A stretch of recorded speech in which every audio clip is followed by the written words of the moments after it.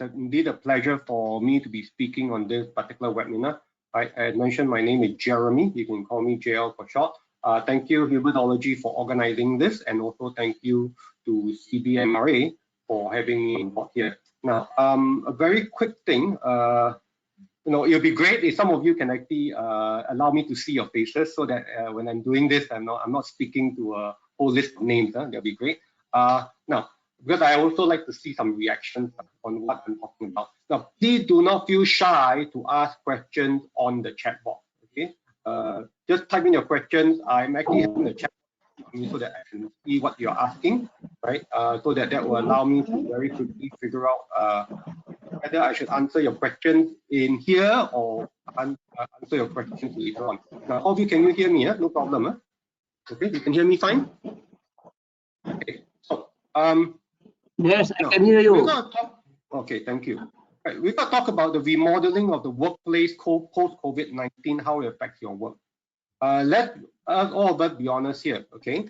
I am just going to go very quickly to some of the slides that I've prepared. All right, this is about me. I'm not going to spend too much time.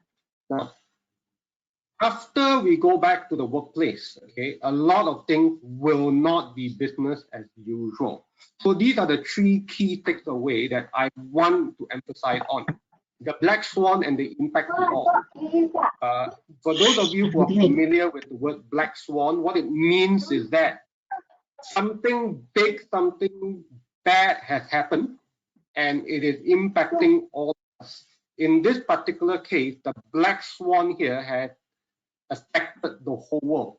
We have been having a few black swans over the years. Okay, a lot of people say SARS, even the local Nipah virus was a black swan. Yes, it was a black swan, but it was very localized. This is the first major black swan that all of us can probably remember, right? All of us can remember for a very, very long time to come. Okay, our grandfathers will probably say, yeah, there was another black swan, World War II. Our great grandfather will probably say, yeah, World War I was a black swan. But this is probably one of the most major ones that affected the whole entire world, okay, in the last 100 or odd years. Now, I'm going to talk about the 4 stages of business and unusual. What do I mean by that? When we go back to the workplace, please look at the 4 stages that we need to go through, okay, which is why remodeling is the very last stage. But the first stage actually already begun. It is now. What can we do now to get to the last stage, okay? And of course, my last takeaway is on what we call corporate global entrepreneurship, right?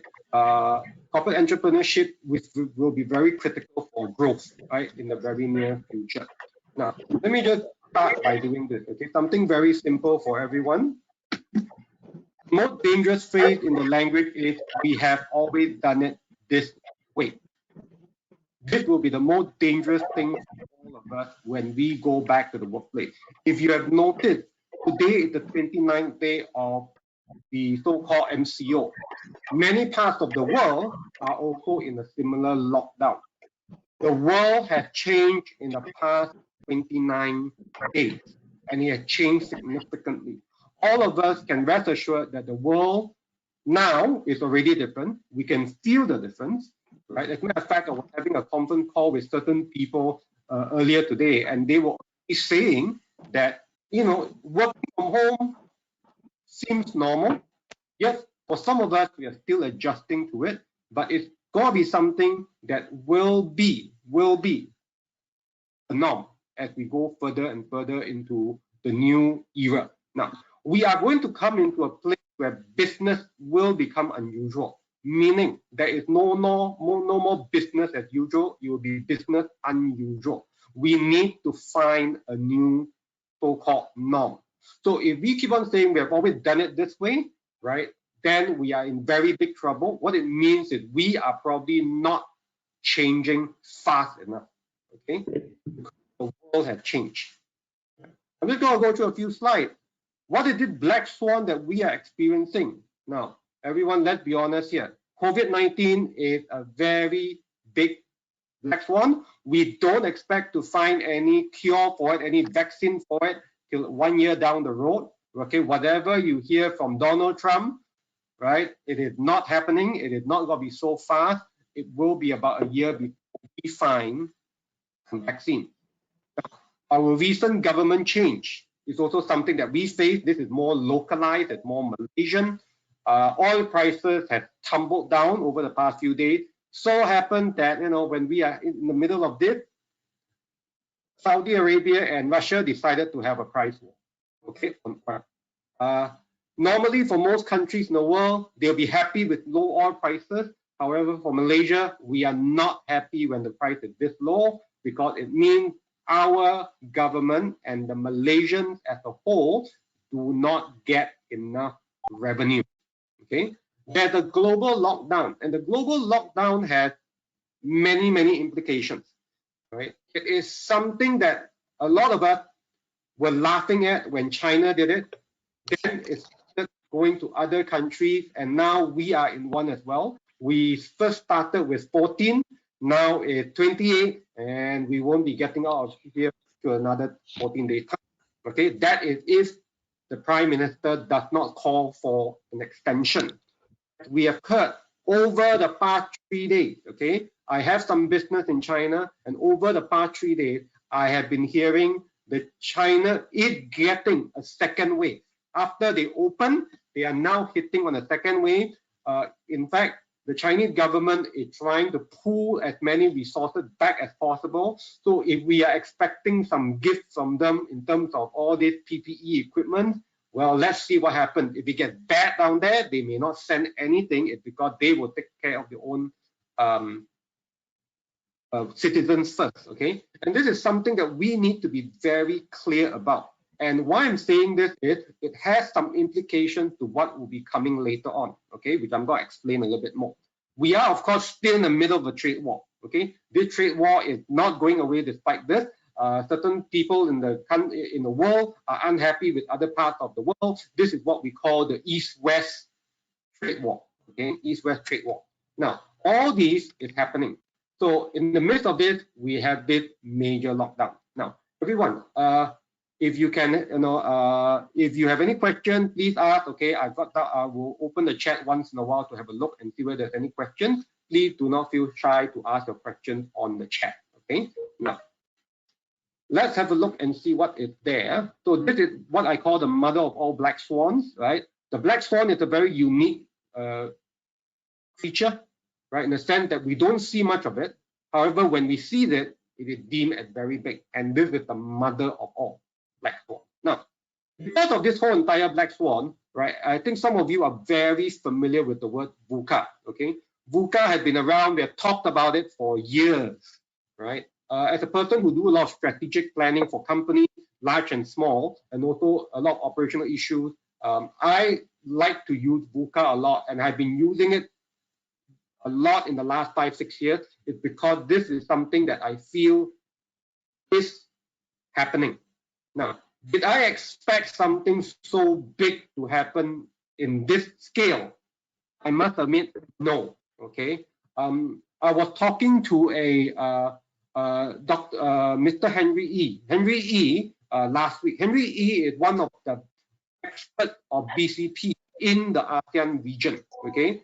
Actually organizes conferences in Singapore whereby 2,000 to 3,000 people from around the world will turn up at the conference in Singapore.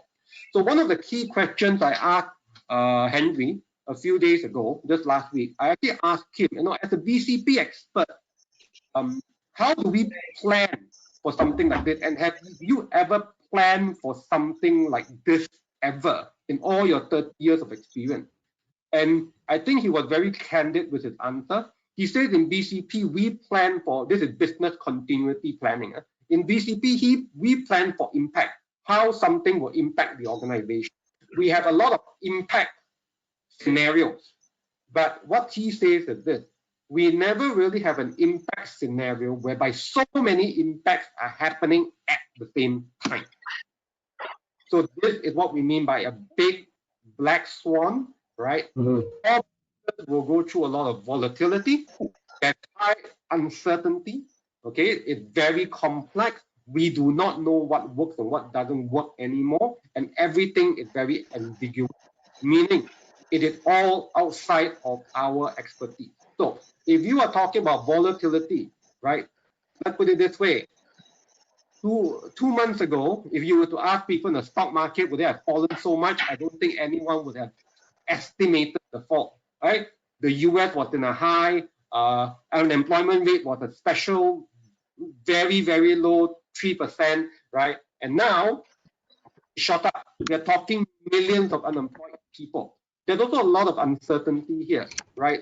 STAR last week published that based on a survey of 100,000 people, 160 from what I remember, a lot of them say that they were very uncertain.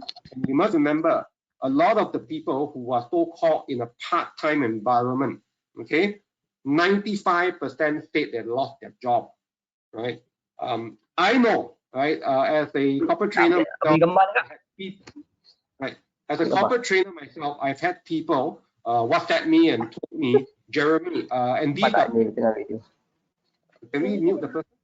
This person, what has happened, this individuals have mentioned to me that they have actually had a salary pay cut of 50%.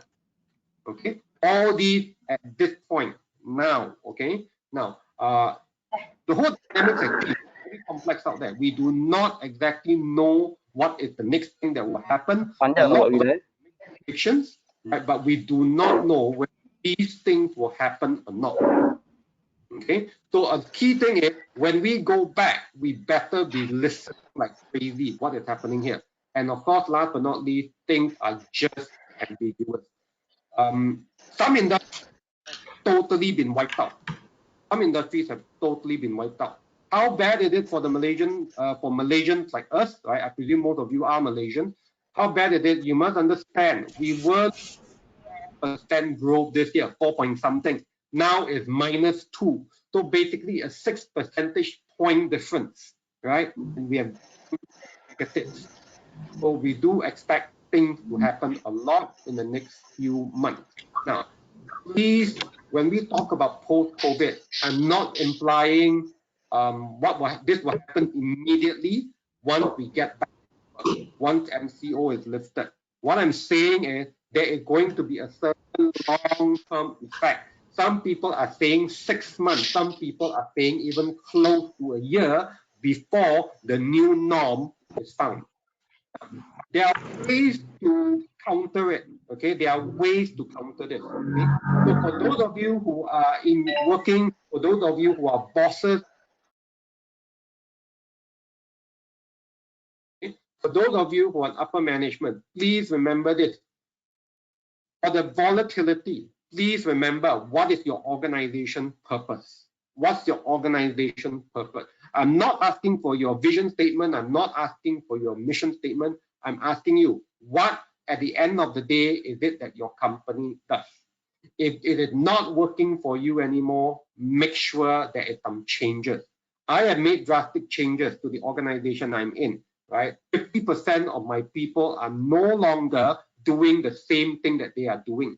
The other 50% is keeping whatever we are doing alive. The other 50% are on totally new things that we have never done before, right? Because of what has happened. For uncertainty, please stop. Don't panic. Do not go out and try 10,000 different things. Stop. Until your purpose is clear, stop. Look, listen, evaluate, and see what is the next best step for your organization, for your people, for your team, and even for your family.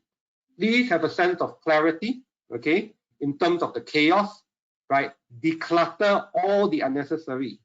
Declutter all the unnecessary. Now, one of the things I've been suggesting to people is please do not just sit down and look at all the negative news. There's a lot of opportunities available here. Why? Because the ambiguity, right, has changed a lot of things. Some industries have gone back from, even if you have 30 years of experience in that industry, it's gone back down to 0, meaning it's a clean new plate. There's a lot of opportunities available out there. So for everyone, have a very good look at what's available out there, opportunity. Don't make your move quickly just because everyone is making that move. See what is possible. Make that move when you are ready. But remember, you don't have all the time in the world. Act fast and act smart. Okay. Other things that we must understand, we must do what is necessary to determine whether our business model is still what it needs to be. A lot of business model will change. Okay, a lot of business model will change. I'm formerly from the. I used to own a college. I sold off my college a few years back. But even then, now I still keep in touch with colleges and universities and things like that. And one of the key things that I have noticed is, hey, online learning will be the next best thing out there. And there's a lot of models that need to change. Do people really want to go back to school after this? Will parents send their kids to daycare after this? Or will the parents say, let's hold on for another 3-4 months if we can help it, right? Because we do not know whether there'll be a second wave. A lot of implication. So I've been telling a few tuition teachers, especially those for my kids, hey, they all should go online, okay? Like it or not, go online, the parents feel safer, the parents feel it's better, right? At least there is some social distancing. Please, my emphasis is, remember, the business model is changing very fast, right? Competencies will change, cost structure, core capabilities will change. Everything is changing. So look at your business model. Your business may still work. Okay, for a lot of you in large organizations, your business may still work, but it doesn't mean the way it works is going to be previously. A few things are going to happen, and I'm going to tell you next what these few things are. Okay, opportunities are there. We just need to recognize them and work hard to get. Remember, the people who are most agile in this point of time will be the ones who will be successful. The people who are resilient will be the ones who are successful. Let's have a look. These are the major issues that we cannot avoid. Let's be honest with it. I'm going to be showing you 20 points that is based on this that we cannot avoid, and we must face it head on. Okay, we must face it head on. So these are what I meant initially when I say these are the things that we cannot avoid because of the black swan. First, all of you have been hearing the government talk about Industry Revolution 4.0. We talk about Industry 4.0. Well, Industry 4.0 is a subset of IR 4.0. Okay? Now, it has just accelerated by 10 times. This is not a joking matter. All of us, even though we're at home, we have gone so much tech that Industry 4.0 is just here at our doorstep. It was supposed to be at our doorstep gradually, but now it has accelerated and it's now knocking on the door. If we don't open that door, we are dead. So all organizations will go very much into technology and automation in a very fast pace. This is something that will happen. And because this is happening, we must understand there will be implications in all areas of business, the economy, and society. The East and West divide will continue, meaning economic-wise, the East and the West will continue to have this trade war. Not necessarily a fighting war, it's a trade war that will continue, right? And my bet is East will win. So good for us, we will win this. Globalization of many things. What has happened in this particular crisis is that we found out that we are very reliant on China for a lot of things. A lot of things, okay? As I mentioned, I am doing some work with China. I am doing some trading with China. We start to realize how much we rely on China for everything. Okay, when the Americans are screaming for masks, ventilators, the only real place that can produce this fast enough is China. because all their production plants are mainly there. So what is the key thing that will happen? Opportunity here is probably a lot of the governments in the world will start saying we must not rely so much on China, because end of the day, China will look after themselves first. After China looks after themselves, then they will look after if they have excess capacity going out. We must maintain some kind of essential manufacturing within the company or the country, even though we are doing it at a much more expensive cost. Something that we really need to look at. And how do they reduce cost? Automation, technology. This is something that will happen. Right. Other thing that we need to be well aware of is, I think a lot of people, because of the economic need that has happened, right, in the last few days, a lot of us are worried about our power to spend. Okay. A few days ago, Star actually reported that the top P20 of the Malaysian society has reduced their spending the most. Okay. What I'm saying here is everyone is looking at me. Do I need to spend? Do I need to spend? Which is a key thing here. Once we go back, don't expect production to ramp up because there is demand.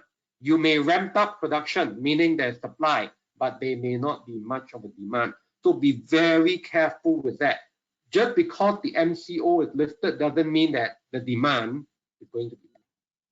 Business models are now obsolete, some of them. Okay, so we need to relook at that. Social distancing will still continue.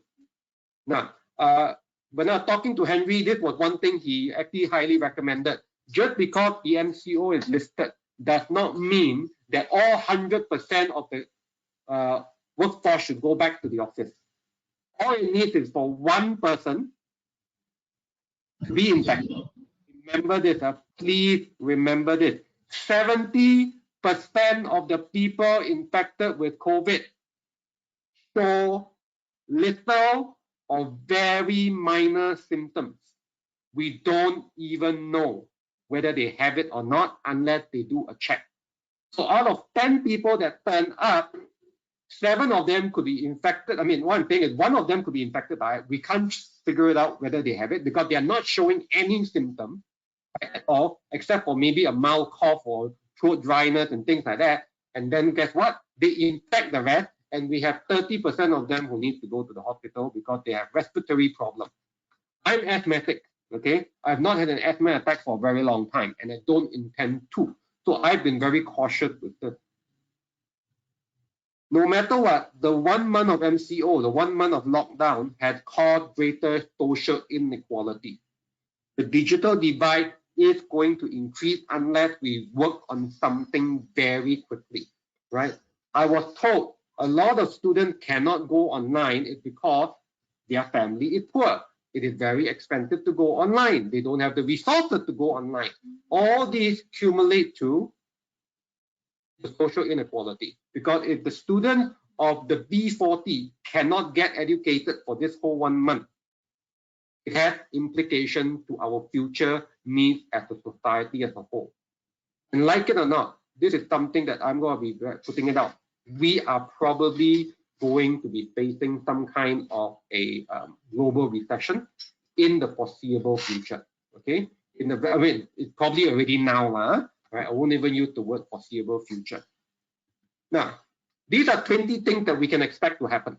Okay, once we get back to the workplace. So please take note of this, right? These are 20 things we can expect to happen once we get back to the workplace.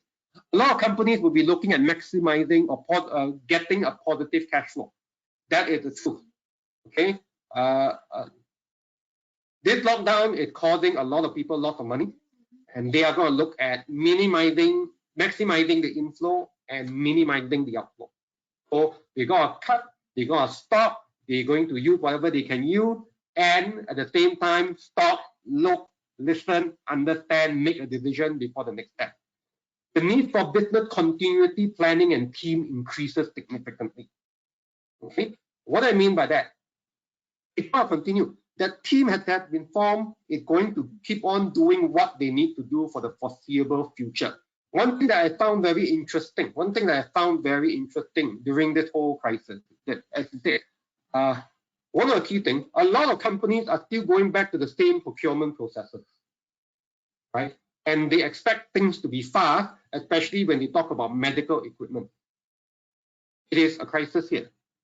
If you are going to follow your procurement processes, right, and expect things to be business as usual in procurement, to check this, to check this, to check this, don't expect the item to come to you fast, right? Because this is not normal. We must understand it. So the business continuity plan team, if you have not looked into this, please look into this. Rather, we need to have processes in that particular area. Employee welfare. Right? Can we mute the person? Thank you. Great. Employee welfare will include things like masks, sanitizers, thermometers.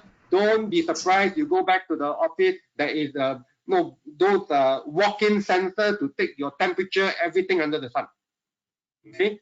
Because why? We need to ensure that people who have it, people who have a flu, do not go in. Understand this. We do not need a second wave, right? We do not need a second wave. Virtual meetings will definitely increase in significantly, right? I already told some of my clients, next time I don't think I need to meet you, right? We just do WhatsApp or even a chat or even whatever medium that you're using, just do that, okay? Right? So I've downloaded a lot of different webinar software on my laptop already, okay? Work from home will definitely grow in numbers. Work from home will definitely grow in numbers. That is definite. Okay. Human capital sourcing will become global. Why? Very simple. Two factors. Work from home will become more significant. So company culture accepts it. Once they accept it, they say, hey, we got talent here, we got talent there. Why don't you just get them to work with us? It will happen. And the other thing we must understand is this, and this I will explain a bit later. The other thing is to do with, we see an increase in what we call part-time project people, okay? That is what we are seeing. Major process redundancies will be improved. One of the key things I learned from a HR person over the last few days was this. This person was telling me, because everyone started working from home and now they are about 80% efficient, 80% capacity of what they used to be, right? This is one of the essential companies. And he told me, hey, we actually see a lot of major redundancies, right? And these will definitely be reduced. And I asked him straight out after that, so with this major redundancy, are you implying that certain people will lose their job, right? Let's put it this way. He said, no, it's just major redundancies. We will probably reallocate these people to other places, other resources, blah, blah, blah. But at the end of the day, he was smiling. So I don't actually know what he meant, but I think personally, if as a person who used to be in senior management in corporate, right, I can safely say this, that means redundancy, retrenchment in traditional areas will definitely happen. Automation will increase significantly. Now, other things that we need to be very clear on is this. The gig economy will increase. For those of you who are not sure what the gig economy is, let me just quickly explain. Things like people doing part-time work, as I mentioned, project work, the people who work as Grab drivers are definitely increasing. Talking about Grab, I was talking to someone in Grab yesterday, and the person was telling me their plans that they made 2-3 years ahead have actually been accelerated. They are doing it now. Think that they were thinking 2-3 years ahead. Think that they're saying, okay, this is like a nice thing to do, right? In the near future, they have actually put it to now. So this is how fast it's moving, right? The organization structure, number 12, the organization structure will change because of all these things. It cannot exist the way it exists. We understand there's too much bureaucracy in the system. That is what I meant by process redundancy. Leadership style, leadership method will also see a significant change as well. Why? A lot of people will need to be answering this question. So if you're a leader, please answer this question. Do you trust your staff if they're working from home? How do you ensure that they are doing what they are doing? How do you measure their performance? Okay, so all these things will definitely come into play. And to me, a lot of performance will become outcome-based, meaning we want to see the outcome. Don't talk about how much time you have spent doing it. Talk about what the outcome that has been achieved. This is something that will happen. And a lot of managers will need to learn to manage online. Basically, they may or may not see their people often enough, but they need to manage these people even though they are 50, 100 or at home doing their work. Employers, 14, will need to be more transparent, right? This is one of the key things that a lot of employers, when you go back, you will probably need to have a very critical conversation with your staff if you are not doing that already. I know a lot of people are doing that now. Diversity will increase because of the greater number of pool of people that we can bring in to the workforce. They may not need to be in the office anymore. Does not apply to all industries, but it is something that a lot of people will need to relook at. Right? Ability to motivate becomes paramount. Okay, this is critical for a lot of leaders, especially now. This is very much related to 18, right? Step 18, increase in mental or emotional issues. There is going to be a huge, a lot of challenges, let's put it this way. We are in a very condition that is very, very movable, it's very ambiguous. There's going to be a lot of issues. And let's be frank here. Most of the leaders, CEOs I'm talking to, they don't exactly know what is happening next. They are putting their bets on things, but they cannot be sure because it's so complex out there. So we as employees, we as senior management, or we as leaders need to be highly resilient, meaning tahan, right? And just keep on going. The skill set needed for the new business unusual will be digital and emotional, okay? And last but not least, I do see a lot of organization going towards corporate entrepreneurship and entrepreneurship, right? And I'll go into that a little bit later, very quickly. Yeah? I've only got about 16 slides, don't worry. Okay. So what are the 4 stages? I'm going through this so that you can ask me questions later. What are the 4 stages? The 4 stages are resilient. So now build resilience, okay? Ensure that the people know what is happening. If your employer, have a talk with your team. If you're a manager, have a talk with your team to tell them the actual situation, right? Initially, when we started the MCO, some people may have gone, okay, fantastic, 2 weeks of holiday. Then they realize how grave the situation is, okay? We are talking about a recession coming. When the statistics was published, imagine it was supposed to be a 4% growth. Now it's a -2. It is significant. We are talking 6% decrease. And this is just projected now. We hope it's not going to be that bad. But we are talking about a recession here. The other thing you need to do is please prepare for the return. What I mean by prepare for the return, there is going to be a lot of significant things that needs to be done.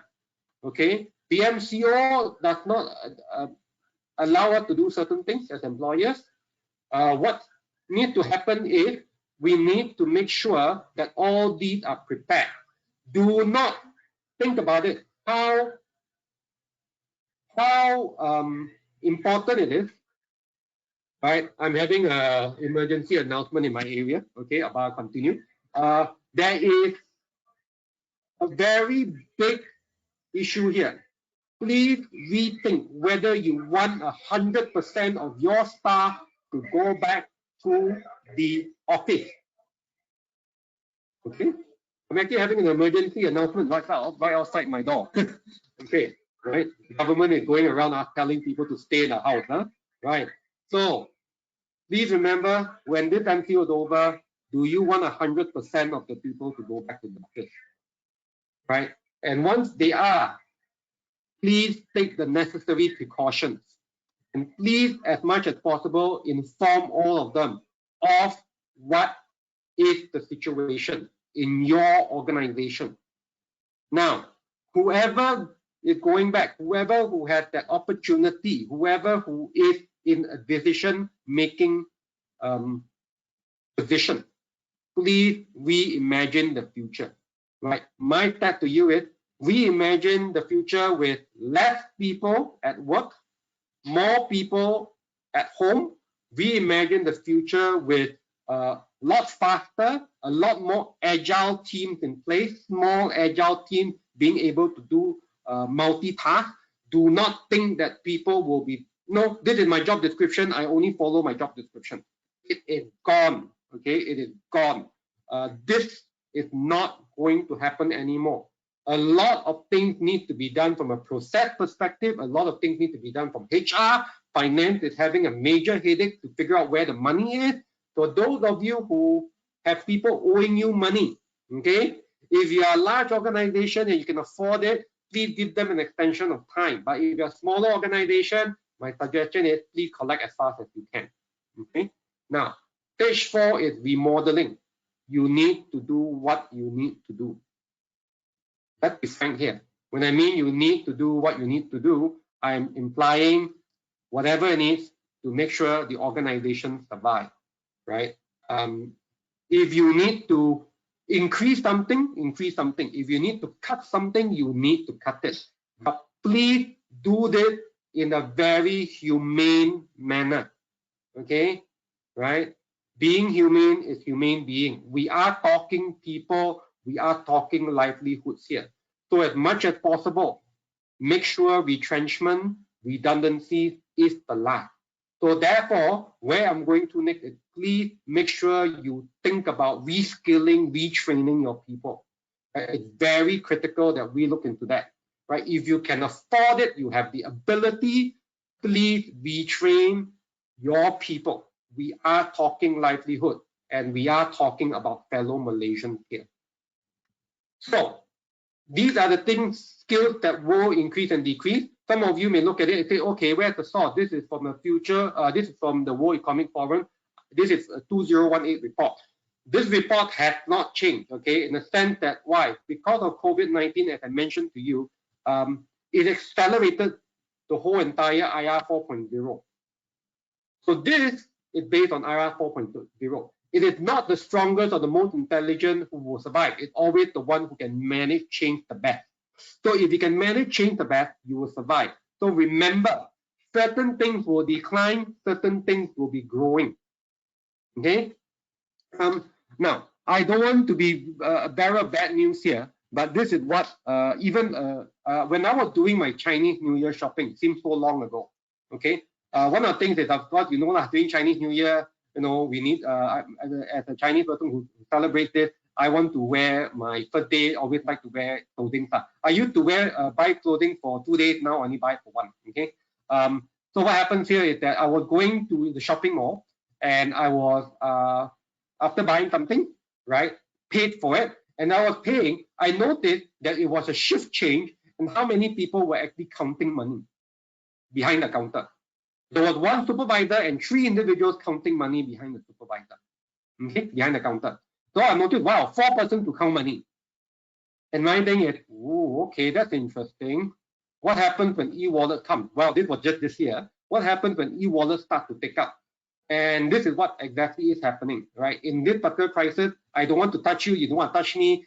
Some people say money itself contains the virus, don't want to touch the money. So we are all going more e-wallet, right? We all even don't want to take card, touchless. Now, my question to you is this. What happened to those people, the 4 people who were counting money behind the counter? This is something significant. We need to relook, we need to remodel, we need to rethink exactly how we can still make money, because businesses need to make money, and retain a lot of these people by moving them into new skill sets. Okay? No more saying, oh, I'm a cashier, I don't know customer service. I don't know how to read the customer. I don't know how to upsell the customer. I do not know how to do this and that. No more such thing. We need the people to be able to do this. I'm giving you a very simple, basic example. So ask more questions if you need to later on. Okay. So this is exactly where we are coming from. Now, other things that we need to look into, okay, is it. Please make sure that a lot of your people become more entrepreneurial in their mindset. A lot of people tell me, entrepreneurship for people who go out set their own business. I always tell them, no, not exactly. Okay, because if you have an entrepreneurial mindset, what it means is this, right? Is that the person is able to make good decisions on behalf of the company. Okay, why this is critical? Very simple. There is going to be a lot of new business creation. And as Peter F. Drucker once said, okay, as you can read down there, he said business creation is the most important thing for any business. Why? Because no business stays the same. No business stays the same. It needs to evolve. So some businesses need to move from one to the other. Now, just telling you something that happened to me before the MCO was lifted. A week before the was imposed. Okay, a week before the MCO was imposed, someone actually gave me a call, right, and say, Jeremy, I heard you do a lot of strategic planning and you got a master's in engineering business management and you're an accountant. I said, yes, I am, right? So this person said, very unique set of skill sets. I said, well, there are people with that, but yes, I think it's quite unique in the sense that I'm both an accountant and I also have I have a background in engineering. So the person then asked, can you do a strategic plan with my team? I asked, what do you do exactly? He said, oh, we are a manufacturer and we build exhausts. And I went, exhaust for what? Exhaust for cars. We are thinking of seeing how we can look into the existing business. Now, I asked the person, you are building exhaust for cars in for combustion engine, right? He said, yes, for the combustion engine. So my question to him is this, can you tell me how the exhaust pipe will be part and parcel of cars which are now going more or less electric? He kept quiet. I asked him, do you think that there is a business or not in the future? Now, I'm not an expert in what are the capabilities of exhaust, but the person kept quiet and the person just said, can I get back to you on this? Okay, now we need to figure this out. Some businesses will go obsolete in this MCO. The STAR already said 24% of SMEs are saying they probably will not open shop after the MCO is over. 24% based on the respondent. That is a lot of people. That's a crazy amount of people. Okay, right. So please check that stat though. I'm pretty sure it's 24. Now, what I'm saying here is this: we need a lot of people in the organization to look at new business creation, because whatever we are doing now may not exist, number one, or whatever we are doing now needs to be drastically remodeled. Okay, remodel. So please ask your questions later on. Now, I do not profess to have all the answers, but at least hopefully I can at least throw one or two tips or ideas to guide you along into where you think we should be going. Okay. Now, my last slide is this, and it's related to corporate entrepreneurship. Now, just let me talk to you a little bit more of corporate entrepreneurship. Corporate entrepreneurship is what I mean by this. What it means is you still work in a large organization, whatever organization you're in, right? You're still paid a salary of some sort, but what happens is you spend time looking at other businesses as well. You spend time at looking at other businesses as well. So even if a portion, like 15% of the whole entire top management 20%, 30% of top management is doing this actively, it will be very significant for the whole organization. Now, please, when we go back to the office, and this is in line with corporate entrepreneurship, do remember these 5 key things, okay? These 5 key things are critical. These 5 key things are critical. Please spend time discussing with your people on these 5 key things. Number one, remember, going back to the office, cash flow is king. We should start that now, okay? We should figure out what should we reduce, what can we reduce, how we need to increase certain things. Because we want maximum inflow, minimum outflow. Remember that, huh? Cash is king. Second thing, please figure out ways to increase or at least maintain that profit margin that you have. It is critical, right? Of everyone, you need to keep track of it. For those of you who are SMEs and you do not need to publish your account to your staff and things like that, right? Because the world does not need to know about it. You've got no legal obligation for them to know about this. I think it's also time to review financially how you are. I have been doing that with my team. It is critical that we do this with our team so that the team understands the decision that we are making and why we are making those decisions. It is critical. The third thing, your customers, please keep in contact with them. The same thing I would say is your suppliers, please keep in contact with them. Okay? Why? We need to understand what they need. Their need may be very different now compared to before. If we can help them, they can help us. Think of partnering, think of ensuring the survival of as many entities as possible by being able to assist each other. Then you are creating new supply chains, new relationship, new partnership, and maybe even mergers. This is something that we need to look at. Do not look at this alone. So look at the whole entire supply chain.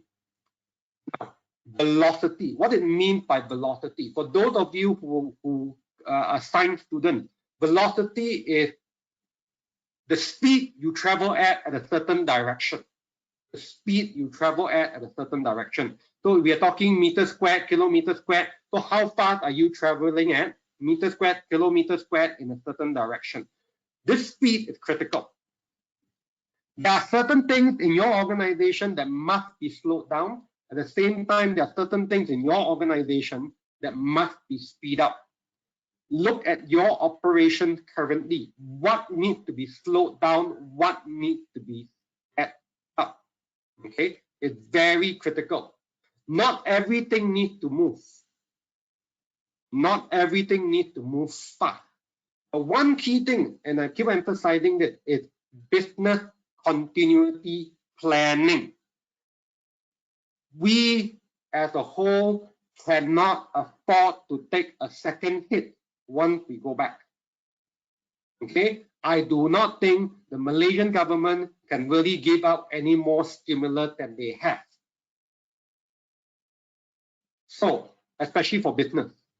So what we need to do is please make sure your business continuity plan is there to ensure impact to your organization is minimal. Now, some people have been asking me, should I spend a lot of money on advertising, marketing? My thing is, can you please go and check with your customers whether they got money to spend or not? Or don't talk about getting new customers. You got existing people. Work with them. You already know them. Something that we must look at. Just because we can produce a lot, huge quantity, doesn't mean that we should produce in huge quantity. Think about it again, okay? Over the last few weeks, based on me talking with my Chinese counterpart, I found that a lot of things have improved, have increased significantly, cost-wise, okay? Cost-wise. So that is something that we must remember. Now, last but not least, number 5. In spite of all this, okay, as top management, please remember, we must still look at some kind of growth. Okay? If you really cannot look at growth, that means you can't see anything. Just maintain what you have, do the very best you can to at least hit what you hit last year. That is the target. So that's what I mean by purpose and goal, the very beginning. Despite what has happened, the volatility that has happened, you must be able to communicate a very consistent message to your team of the next step, but be extremely agile for changes. What you plan now, if you are still in MCO, locked down at home, what you plan now may not be what it will be at the return. Okay, and when we return, it could be very different, because when everyone goes back to the workplace, you will see big drastic changes, right? Expect some bad news to come out. And when this happens, you may need to be agile, rework it again. Finally, okay, you need to keep on reimagining what the future would be to remodel the business over and over and over again. Right? My very last slide. So please don't let yesterday use up too much of today. Yesterday is gone. What we experienced live 50 days ago, or even 40 days ago, or even just 30 days ago, is very different from today. And the person who says it cannot be done should not interrupt the person doing it. So what I'm saying here is this: people can criticize, people can say certain bad things about what's happening. At the end of the day, if you know that you are one of those proactive ones, and you are trying to make the thing work, okay, please ignore them and continue to do what is best for your family, for your team, for your organization, and definitely for the whole entire Malaysia. Right? With that, I'm going to end it. Okay, that's it. And please, just to promote a little bit, right? There's a lot of other talks coming out. All right, so I think Dr. Liao will actually explain. Dr. Liao will actually explain this a bit more. But please stay safe, stay healthy, and stay thankful that we are not as bad as some of the other places I have seen. Okay, back to you, Dr. Thank you very much, Mr. Jeremy. It's a very interesting talk, and also it's eye-opening. Actually, what Mr. Jeremy has mentioned is happening now, and I've spoken because I involved a lot of the meetings with the KSU and also with the different government sector and also private sector. So everybody is in the panic attack. I would say that a lot of people, they start to feel that what should I do? At first, the psychology stage, it would be they do not know what to do. The stage number one is they have a panic attack.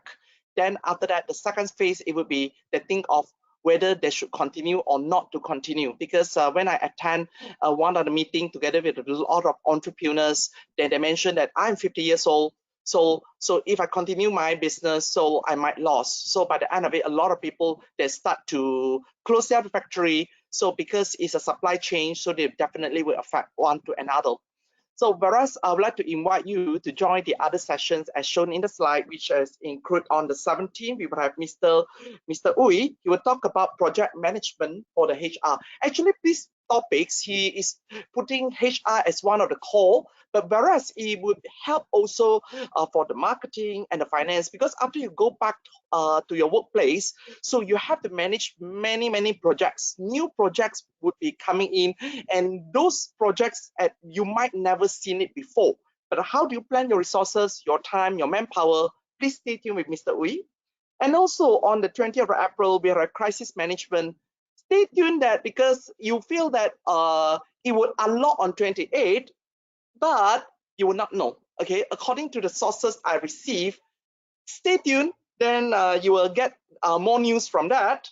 So how do you receive? How do you accept if the government say that we open for you for 3 days, then after we'll lock you back again? What would you do? What are the preparation?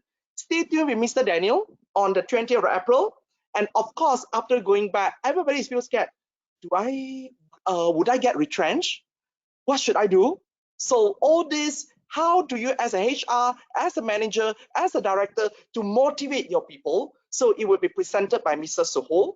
And also not only that, but the bosses will ask you, what have you done within this period of time when you locked down? Are you sitting at home waiting for the government to pay you 600 for the unpaid leave, or are you receiving the full salary? Then what are the new skills that you have got? So with that, Mr. Tan Seng Hin will share with you on the artificial intelligence of the post-COVID-19. At least once you go back there, you can tell your bosses saying that, okay, with during this holiday or so-called holiday, okay, so these are the skills that I've got. So with the AI, what I can contribute back to the company. Don't ask your manager or your director, what should I do? You should tell your manager and director that what you can do to help the company, regardless what level you are. And not only that, of course, Mr. Jeremy have given you a platform, what are the transition. But Mr. Edwin will share with you step by step, how do you manage your transition on the 24th of April coming soon. Not only that, one of the most interesting things that when I brainstorm with the group and also the speaker, one of the topics I like the most, which is on the 27th of April. How do you stay so that you will not get retrenched? Because as you know that most of the organization would go for retrenchment, will cut down the salary first, then after they will go lean, then the last resources would be layoff. Do you do you want to know how and what you need to prepare so that you do not being laid off after you start MCO and receive, if it started on the May, then I hope that nobody will receive any red angpao for your bulan puasa and hari raya saying that you got another 3 months, you got retrenched. So how and what should you do? Don't wait until unlock only you start to do. You have to start doing now. Because as a business owner, I'm a consultant and also advisor for so many companies. I've listened to so many comments saying that, for example, when we share with this online platform, a lot of organizations would like to see, okay, so how many of the staff actually would be proactive to join this program? Because they would not put any what is it called, regulation, you must compulsory join it, but everybody is waiting to see whether you will be proactive or not. Of course, the last one, which is I need to thanks to Miss Michelle, because as during a lot, my schedule is wake up in the morning, having some prayers, then after that doing some exercise, then waiting for the lunch, then after waiting for the tea time, waiting for the dinner, waiting for the supper. So I hope I do not increase my weight. So, and I would better to listen to Miss Michelle to share with us the secret, how do you maintain yourself so that when you go back on after MCO, you will look like a normal human being and stay with us. So with this, so thank you very much. At the side, you can see all the links that you can register for other program as well. So with this, CBMRA would like to say thank you to you, and also I represent Humanology as well to say thank you to everybody for your participation. I hope to see everybody on Friday. So I pass back to Dr. Vincent for the closing. Thank you very much. By the way, any question from anybody? Right? Thank you, Dr. Dato. All right. Any question from anybody? Don't say anything on a good chat. Right. Right. If none, then I'll pass. Then I'll get Dr. Vincent. You want to continue? Okay. Thank you so much, Jeremy. Thank you so much, Dato. It was a very informative session. And for those who want the slide, don't worry, because it will be uploaded on our Humanology Facebook as well as CBMRI Facebook. So stay tuned, because normally we do not upload the slides straight away. We will upload it by today in the evening, today later. So you will definitely get a copy of the slides if you like our Facebook page and you know check out the updates. Stay tuned for our next few webinar session. If you have enjoyed it, please share it on your Facebook wall as well. And also if you have anything that you want to ask, please do so before we end the session.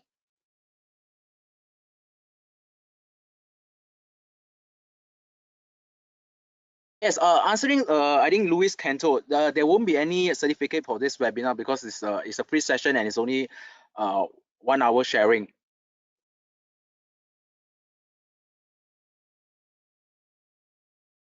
Okay, thank you so much for being so cooperative today. I mean, all the participants, at least there's some hiccups here and there. We are also learning, and I hope to see you in our next session as well.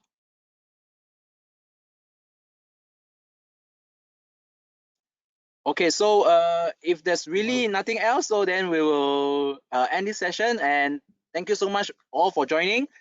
Stay tuned to our next one on 17 April, same time. So okay, see you guys next time.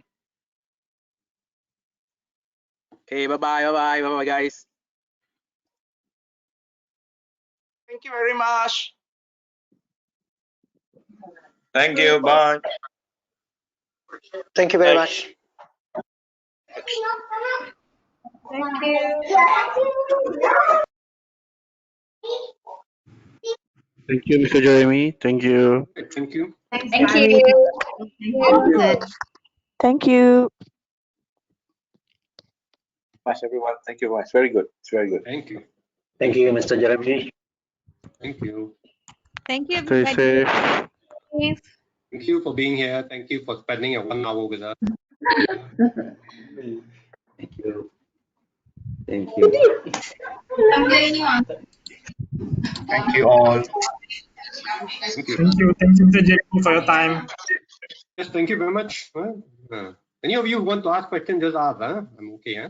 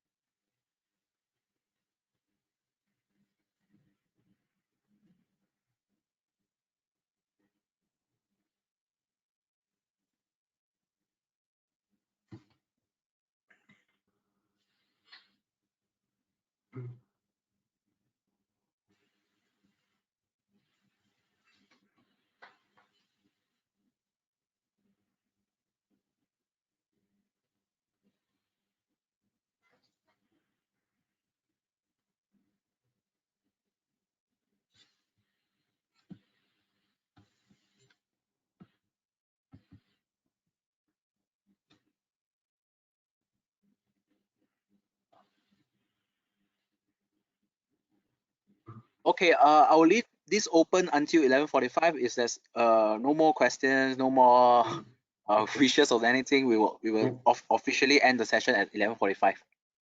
Okay, thank you, sir. I mean, I'm just gonna stay here. Anyone got any question? I think you can unmute yourself. All right, I see a few people came back.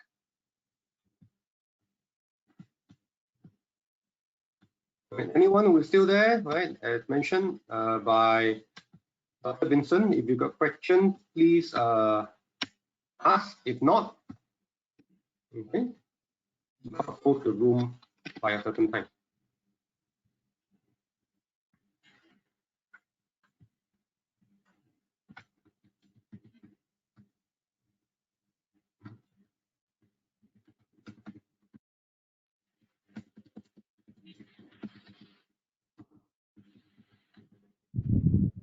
Hi, Jeremy. Yes, hi. Donna Yes. here. Yes, Donna.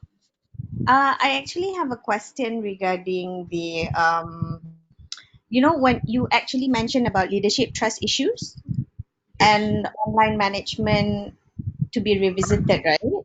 So Yes. how do you actually Number one, how do you create this awareness to the management, telling them that they really need to trust?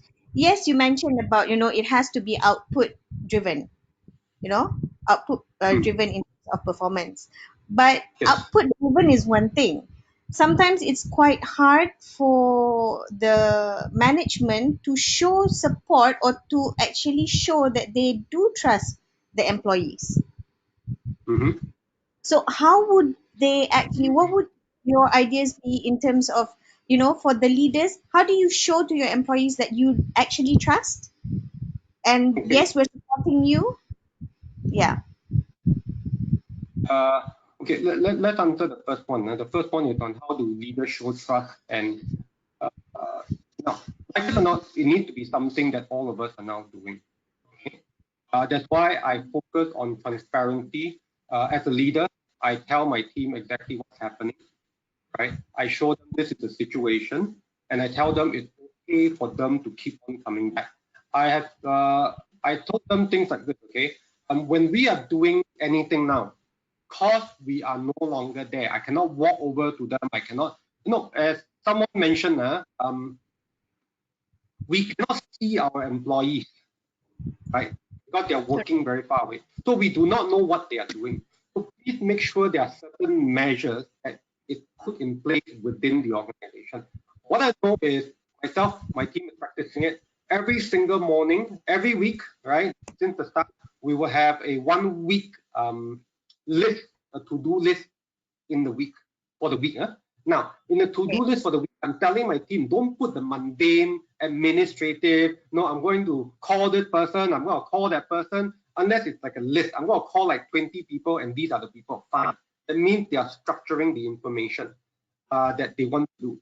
I am going to complete this particular thing, right? So this is what we mean by a list of outcomes. And every single day, they must be able to tell you which outcome is done and which things are added on to the outcome. And in between the day, because of the so-called invisibility, there is nothing stopping any of the leaders from having so-called webinars or con calls or even WhatsApp calls throughout the whole entire day. As long as this relationship is built, it becomes easier for the team to work. Like I know certain teams are going, half a day they will just call back to their team lead and go, okay, boss, I've done this, I've done this, I've done this. Okay, for this one, I'm not very sure how. So that engagement needs to be there. And this is how we build the trust. Because a lot of the bosses may be saying, I don't see them, are they really playing? But I know for a certain, many of the staff knows that this is a critical situation.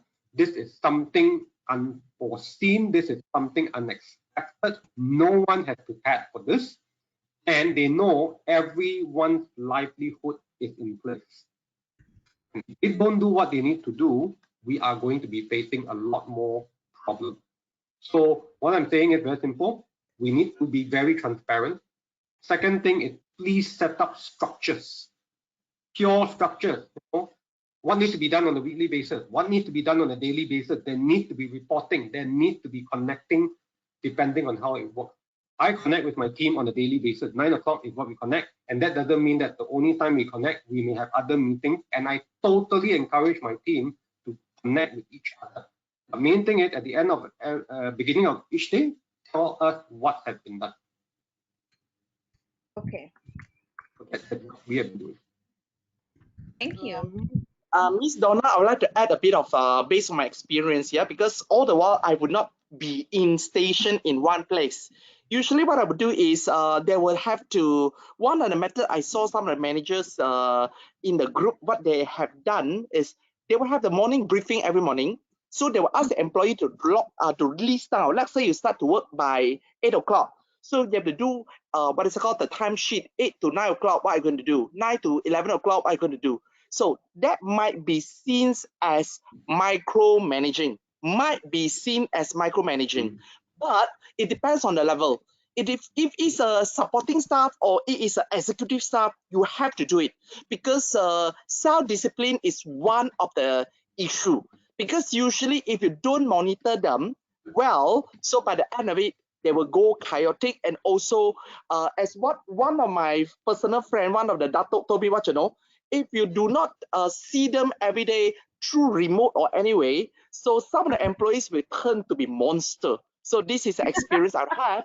So you have to show that you are monitoring them, but you do not need to be monitor them, but you have to show that you are watching them, you are in my radar, actually you know what am I doing. So by using this method, and of course, if you realize that something go chaotic, so you should use a very kind way to ask, anything I can assist you, why do you do this task for 4 hours, yeah? So where can I know that you put this deadline for 3 days? So actually, can I know that why you drag for 5 days? What actually I can help you more? It's more towards communication skill plus the very, very close monitoring system. That one, Mr. Uy will share how do you do monitoring through the project management on this Friday. I hope you would join Mr. Uy session to answer your current question. So by using this method, you have the project management system to assist you. So you can show to your manager, okay, my staff have been doing this, and this in a board, in a scoreboard, so they can see. Your manager also know where it is. Or else, right, your manager also do not know what is happening. So by the end of it, everybody will look at each other. So who have to be accountable? Who have to be responsible? So all these are the elements, and the project management plays a very important role. Not only talking about the trust itself, we have to prove that we give them the trust. Yeah, very true. Yeah, I think okay. I just want to share also what's important is sometimes in doing this, we have to ensure that we also set aside some time for us to contact or connect with our teams just on a non-work basis. You know, like very simple things like what's for dinner today, or how are the kids, or just sharing, I experienced this today, and the delivery, blah blah blah blah.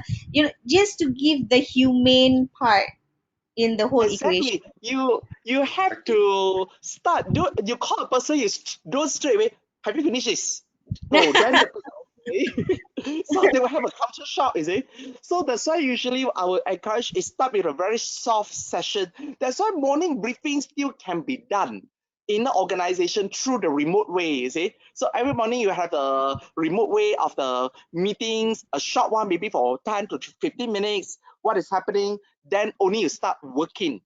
Then after that, you still have the close contact with the WhatsApp group chat or Google Team. So you can use the team, so, and also other methods to link it together. Even though Facebook now, they have a Facebook team and also Facebook project, so they can share with it. Another one that I feel that is very, very a lot of free gadget actually for you to monitor them, so that the manager also do not need to ask some more. When they log into the system, so they can able to see the whole scoreboard, what are the project, where are they. That one I will leave it to Mr. Uy to share on this coming Friday. Okay, great. Thank you so much for answering my question. I hope Yeah. everybody stays